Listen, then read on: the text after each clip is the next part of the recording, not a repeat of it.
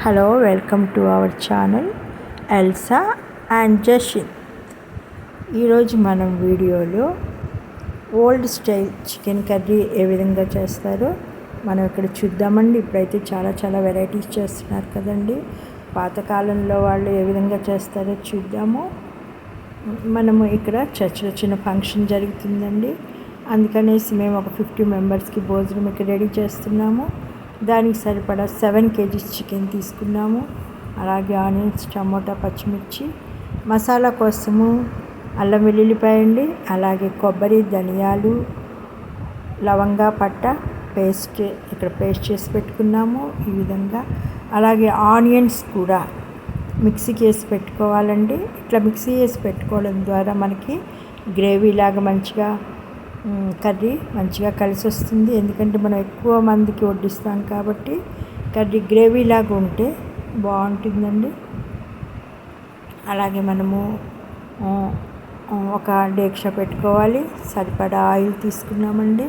ఇప్పుడు మనము ఒక 7 kgs చికెన్ కాబట్టి కనీసం 1 లీటర్ ఆయిల్ పడుతుందండి. దీనికి 1 లీటర్ ఆయిల్ పోసుకోవాలి. అలాగే ఆనియన్స్ కూడా ఒక 2 kgs ఆనియన్స్ పడతాయండి. అలాగే ఆనియన్స్ ఈ విధంగా తీసుకొని ఇలాగే రెడ్డిష్ వచ్చే వరకు కొంచెం ఆనియన్స్ వేయించుకోవాలి. మనము ఇవి వేయించుకునేటప్పుడు స్టవ్ కొంచెము చిన్నగా పెట్టుకోవాలండి, ఎందుకంటే ఆనియన్స్ మాడకుండా ఉండటానికి. అదేవిధంగా పచ్చిమిర్చి వేసేసామండి. అలాగే అల్లం వెల్లుల్లిపాయ పేస్ట్ ముందు వేసుకోవాలి. అది కొంచెము రెడ్డిష్గా వేయించుకుంటే మంచి టేస్ట్ వస్తుంది. కాబట్టి అల్లం వెల్లుల్లిపాయ మనం వేయించకుండా ఉంటే అదే వాసన వస్తుందండి కర్రీ, కానీ వేయించడం వలన మంచి ఫ్లేవర్ వస్తుంది. ఈ విధంగా ఇంకా కొంచెం అల్లం వెల్లుల్లిపాయ ఈ విధంగా మనం వేసుకొని అల్లం వెల్లుల్లిపాయ సిమ్లో చిన్న మంట మీద దీన్ని మనము మంచిగా వేయించుకోవాలి.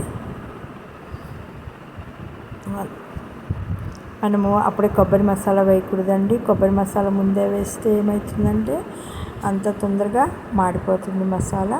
కాబట్టి ముందు వేయకుండా అల్లం వెల్లుల్లిపాయ వేసుకొని మనం ఈ విధంగా రెడ్డిష్గా అల్లం వెల్లుల్లిపాయ మంచి బ్రౌన్ కలర్ వచ్చే వరకు మనం ఈ విధంగా ఇక్కడ చూపించిన విధంగా మనం వేయించుకోవాలి. తర్వాత ఇది వేయించుకున్నాక మనం దీంట్లో చికెన్ వేయాలండి. మనం ఏదైతే ముందే కడిగి పెట్టుకున్నామో ఆ చికెన్ ఇక్కడ మేము 7 kgs చికెన్ తీసుకున్నామండి. ఎందుకంటే 50 మెంబర్స్కి ఇక్కడ భోజనం సిద్ధపరుస్తున్నాం కాబట్టి 7 kgs చికెన్ తీసుకున్నాము. ఈ చికెన్ మంచిగా మసాలా కిందకి మీదకి వచ్చేటట్టు మంచిగా కలుపుకోవాలి. ఉప్పు కూడా వేసుకోవాలండి.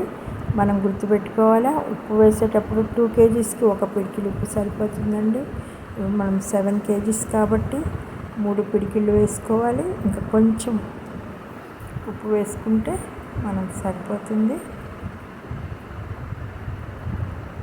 ఈ విధంగా మంచిగా ఉప్పు కలిసేటట్టు మనం కలుపుకోవాలండి. కిందకి మీదకి మంచిగా మసాలా అడుగంటకుండా ఈ విధంగా ఏ విధంగా అయితే ఇక్కడ చూపిస్తున్నామో ఆ విధంగా కలుపుకోవాలి. అలాగే దీంట్లో పసుపు వేయాలండి. పసుపు వేయడం వలన మంచి కలర్ వస్తుంది. ఆరోగ్యానికి కూడా పసుపు ఎంతో మంచిది కదండి. కాబట్టి మనము 2-3 స్పూన్స్ పసుపు వేసుకున్నాము. ఈ విధంగా మంచిగా మొత్తం కలిపే వరకు మనం కలుపుకోవాలి. మనము పెద్ద మంట పెట్టకూడదండి. ఇవన్నీ కలిపేటప్పుడు మనము పెద్ద స్టవ్ కాబట్టి కొంచెం చిన్న మంట మీద ఇవన్నీ కూడా మనము ఈ విధంగా కలుపుకోవాలి. చికెన్ మంచిగా ఉడికిపోయి వాటర్ బయటకు వచ్చేస్తుందండి.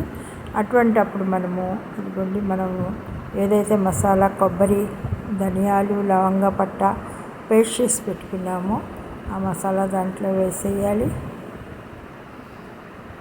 మసాలా వేసాక మంచిగా దాన్ని కూడా మంచిగా చికెన్ పీసెస్కి పట్టేటట్టు మంచిగా ఈ విధంగా కలుపుకోవాలండి.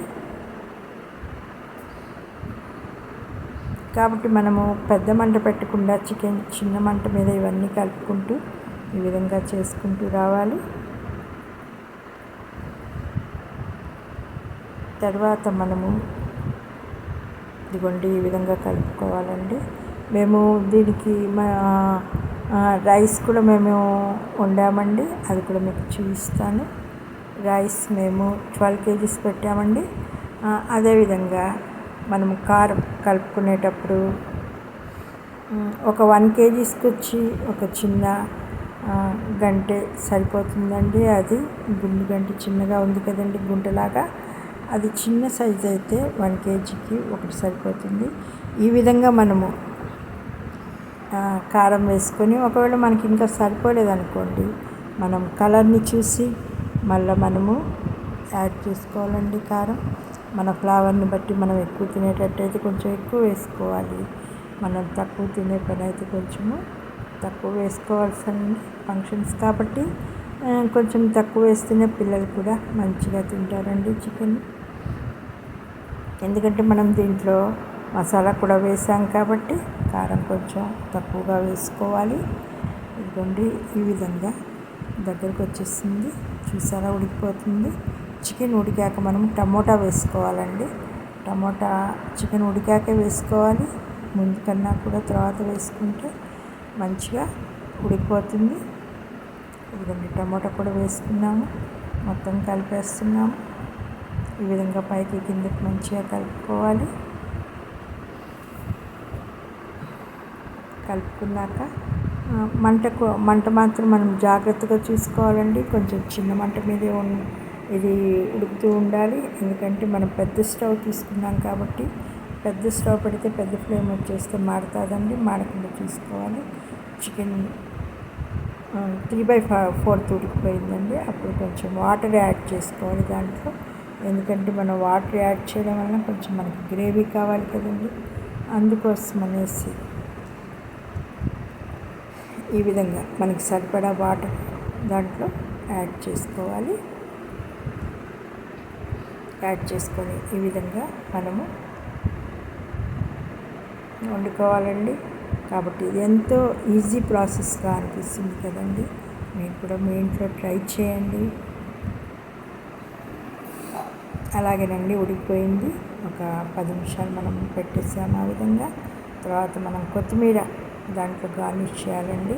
కొత్తిమీర ఎంతో మంచిదండి, కొత్తిమీర హెల్త్కి మంచిది కాబట్టి. ఇంకా కొత్తిమీర కూడా ఎంతో కలర్ఫుల్గా కనిపిస్తుంది చూడండి ఇట్లా గార్నిష్ చేయడం వల్ల. కాబట్టి అంతా ఉడికిపోయాక మనము లాస్ట్ కొత్తిమీర గ్రైండ్ చేసిన గార్నిష్ చేసుకోవాలి ఈ విధంగా. ఇక ఉడికిపోయిందండి, ఇక కర్రీ ఆపేసాము. ఇదిగోండి దానికి మేము 12 kgs రైస్ పెట్టామండి. ఈ రైస్కి కొలత చాలా ఈజీ అండి. మనము దేంతో అయితే కొలుచుకుంటామో రైస్, అది డబుల్ వాటర్ పోసి 2 వాటర్, ఒక రైస్కి ఒక కొలతకి 2గా వాటర్ పోసి పెట్టాలండి. రైస్ కూడా ఉడికిపోయిందండి. ఓకేనండి, రెడీ అయిపోయినాయి rice and yummy chicken curry ready అయిపోయిందండి. ఎంతో ఈజీ అయింది ఇది. చూడండి ఎంత ఈజీగా వంట అయిపోయిందో. అలాగేనండి, ఇక్కడ వంట వడ్డిస్తుంది ఎవరో చూసారా, ఎల్సా క్రిసోలైట్ అండి.